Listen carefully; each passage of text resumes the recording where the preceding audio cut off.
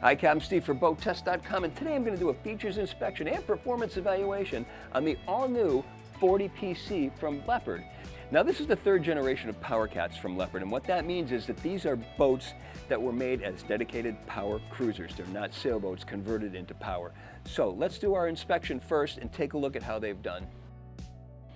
We'll start by taking a look at the interior because that's what makes this cruising cat such a functional boat.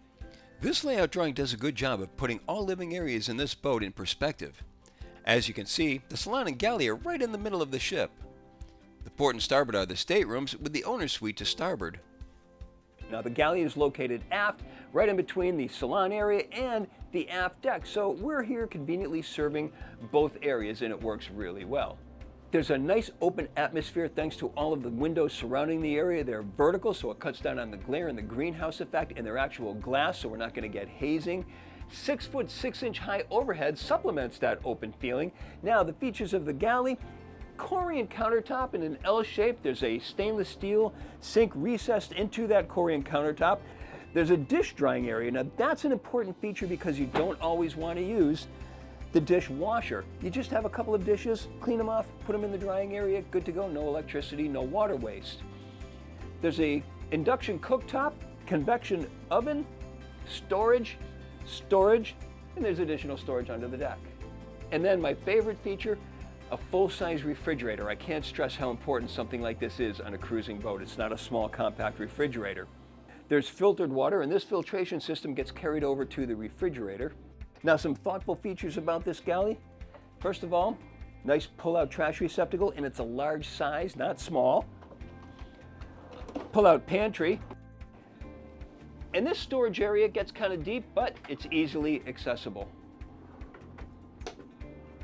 As we move forward into the salon, the high headroom continues, and we've got opposing seating in the form of an L-shaped seat over to the port hand side, and then to the starboard side.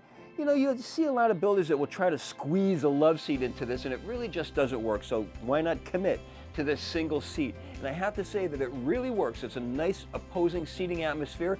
There's a coffee table in the center, and then just ahead is our helm station. Now, this is a standard helm station on the 40, not an option. I like that, so we always have the option of running down here in inclement weather and having our guests along with us while we're operating here. The gatherings continue as we move out to the aft deck here. There's a 7-foot 7-inch bench seat aft of a solid wood table that is on 2 fixed pedestals. We can add 2 deck chairs to the mix to increase the seating.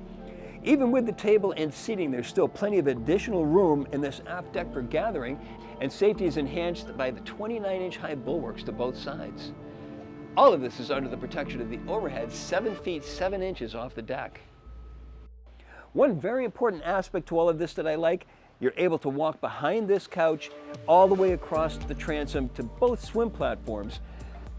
The swim platform to the port hand side has a sturdy reboarding ladder, and notice right in the center, instead of having a deck in the middle, we've got this davit that's got a 440-pound lift capacity. There's a winch recessed into the hardtop. The flying bridge is accessed from stairs to the port hand side of the aft deck, and now we've got another gathering spot here that's remarkably comfortable and roomy. U-shaped seating surrounding a huge solid wood table with beverage holders in the middle. It is on 2 fixed pedestals. Behind, we've got another large gathering area, great for socializing. We can put cushions along this aft section. Got a grilling station over to the port hand side with an electric grill, refrigeration, storage, and a recessed sink, beverage holders just to the side. And then we've got a chaise lounge over to the port hand side. This is a nice feature, especially when you're cruising along. You're still in close proximity to the operator, which is over to the starboard side, and you have excellent views here. This is all under the protection of the hardtop 7 feet 1 inch off the main deck. Side decks are accessed to both port and starboard, 29 inches wide, so that really takes advantage of this boat's impressive beam. There's a boarding area just aft of midships, midship cleat, and notice that we've got beefy rails continuing all the way forward as we come to the bow where we have another gathering area. This area also has a separate entrance from the front of the main salon. Now let's take a look at the accommodations, and we'll start with the master stateroom, which is located to the starboard side. Well, right at the bottom of the stairs, there's a 40-inch TV located over a desk/vanity. There's a mirror underneath the cover and an ottoman for sitting at the vanity and getting yourself cleaned up for the day. Just aft, we've got the berth. Now, it is a 78 by 64-inch berth. Windows going all around, gives us nice visibility. The 6'4" headroom leaves 4'1" over the berth. A couple of additional features I like. Opening port for ventilation. Notice the indirect lighting. There's more storage as we continue forward. Hanging locker, drawer storage, and then more drawers. And this brings us to the head compartment. This features plenty of storage. Another Korean counter with the sink recessed into the counter. There's a mirrored cabinet just above the sink. Plenty of visibility thanks to the hull side window with an opening port adding to the ventilation. There's more ventilation from an overhead hatch in the shower. Now notice this is an open shower. There's just a small divider right here. And I kind of like that. It gives it more of an open feel and keeps that feeling. There is plenty of shelf space, but I'd like to see some raised fiddles or a small rail along both of these just so we can hold product here. And then fully forward, there's a huge storage cabinet. Back at the companionway, all of this can be closed off for privacy. Now let's move to the port hand side. We'll take a look at the 2 staterooms over there. Now this is a 3 stateroom, 2 head layout. The remaining 2 staterooms and 1 head are over to the port hand side. We'll start with the VIP, which is forward. Much like the master, this one features a hull side window with an opening port for ventilation. There's another hatch overhead, giving us more light and ventilation. Headroom in this compartment is 6 feet 3 inches, leaving us with 3 feet 4 inches over the berth that measures 78 inches by 60 inches. There's storage under the berth. Naturally, this stateroom has a privacy door with a full-length mirror on the back of it. And that brings us to the head. This also has a hull side window with an opening port. Separate walk-in shower, still with the opener theme that we saw from the master stateroom earlier. And then directly across, there's additional storage. And that brings us to the guest stateroom. Continuing aft, now this stateroom could actually be a good argument for VIP status as well. The berth measures 78 by 64. We've got windows on 2 bulkheads, one to the side, one aft, and we also have an opening port light. Plenty of storage to the side and underneath. Now let's transition over to the operational features of the 40 PC, and we'll start with this helm, which is located to the starboard side of the flying bridge. Plenty of room for 2 displays. Here we have 12-inch, but easily could put 16-inch displays here. It's a small area here for putting stuff. I'd like to see that padded. Future models will also have connectivity added here. There's a Yanmar display for the twin 370 horsepower engines, which we'll see shortly. And we've got an autopilot right alongside, digital engine controls, and then bow thruster control. The steering wheel is mounted to a tilt base. The helm seat's in a fixed position. It's 70 inches wide. The lower helm is starboard side mounted. As I said before, this is a standard feature. Single display, 12-inch. Also have the autopilot, the engine start stops, VHF radio, and the digital throttle and shift. Steering wheel is mounted to a tilt base, and there's a Fusion stereo right alongside. At the aft end of the galley is the vessel's main electrical panel. Generator controls are up top. As is typical with catamarans, engine room access is to both sides, and there are mirror images of one another.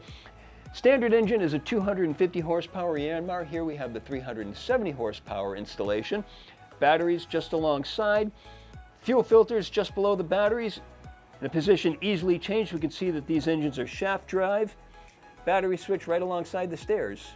The only difference with the port side engine room is this one has the 9 kW generator. And notice we've got dual 30 amp shore power connections to the side bulkhead. The Leopard 40 PC has a length overall of 40 feet, a beam of 21 feet 8 inches, and a draft of 3 feet 7 inches. With an empty weight of 30,488 pounds, 46% fuel, and 3 people on board, we had an estimated test weight of 32,808 pounds. With twin Yanmar 370 horsepower engines run up to 3720 RPM, our speed topped out at 20.3 knots. That right there tells us that this is a purpose-built cruising boat. Her best economy runs between 10 knots and 15.1, with that whole spectrum producing 0.7 nautical miles per gallon, with the ranges varying from 225.9 nautical miles to 238.7 nautical miles, so it's easy to set the speed based on cruising comfort and existing conditions. And she handles those conditions quite well. I really like the way this boat handles. She's so docile and forgiving regardless of what you want to do. Underway out here on open water, I mean, we've got a relatively calm day today. There's probably 1 foot of wind-driven swells, so really not much to comment on for how she's going to handle in offshore conditions, but for what we have here, excellent. No problem handling these slight swells. I also noticed that there's no sneeze effect as we're going through these. When we hit them bow on, the air isn't getting trapped underneath the hull and expelling all of that up onto the deck, as I expected. It's not happening. It's nice and dry up there. When you put her into a turn, she'll maintain a level attitude as she comes around, and that's very comfortable in a boat like this. But these handling notes are really a moot point because this is a boat that's made for cruising. She's got a top speed in the low 20 knot range, so it's a boat that you're going to get out, get offshore, set the throttle, set the autopilot, and then just monitor it as you make your way over long distances. That's the kind of cruising you're going to be doing in this boat. More importantly, handling around the dock is excellent. As with every catamaran, you're just going to be using differential thrust with the engines, not the steering wheel. And she walks really nicely. You can handle her very easily around the dock. So this will be an excellent owner-operator's boat, and more importantly, for somebody who might not be used to a large cruiser like this. It's a 40-foot boat, but it's still a good-sized cruiser. If you're moving up from a bow ride or something along those lines, this will be a very easy transition for you. In addition to the great handling characteristics, there's a lot of comfort level going on in this boat. In fact, I'm surprised at how much they were able to put into this beautiful yacht without making it feel cramped. In addition to all of that, when you buy a Leopard, you're also getting the support of the Leopard company and its world-class service department. And that's my full features inspection and performance evaluation of the 40PC from Leopard. For BoatTEST.com, I'm Captain Steve. We'll see you on the water.